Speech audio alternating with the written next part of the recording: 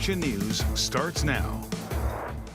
Well, all eyes on President Biden tonight, his ability to run for re-election facing a crucial test. In 1 hour, he's hosting a high-stakes news conference concluding this week's NATO summit. And the big question, though, what will the president say about his campaign to stay in the White House? Calls are growing from people within his own party to step aside at the top of the November ticket. President's campaign meeting today with senators to quell concerns and stave off more defectors. That's even as 2 more House Democrats call for the president to get out of the race. Democrats watching tonight's news conference for signs the president's up for another 4-year term.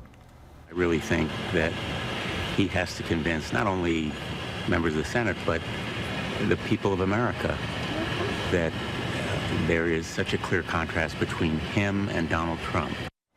And we're told the Biden campaign is now testing head-to-head matchups of Vice President Kamala Harris against former President Trump.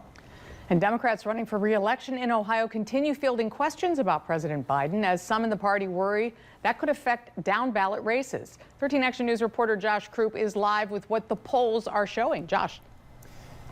Diane, 85% of Americans surveyed at a new ABC News poll say they think President Biden is too old to serve another term. 67% say they want him to step aside. Some Democratic donors have shifted their money to down-ballot races to try and flip the House and prevent Republicans from taking control of the Senate. In Ohio, Senator Sherrod Brown faces a tough re-election bid. He's reportedly said privately he doesn't think Biden can win, but publicly has stopped short of calling him to step aside.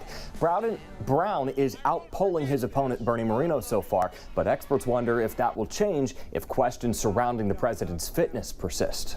But you can only withstand so much, even if you're Senator Brown, who has as strong a statewide following as he has. How far can he outrun Joe Biden? If the bottom falls out, which is, of course, a possibility, then he has to worry a lot more about his chances, and Democrats have to worry a lot more about their chances to hold on to the Senate.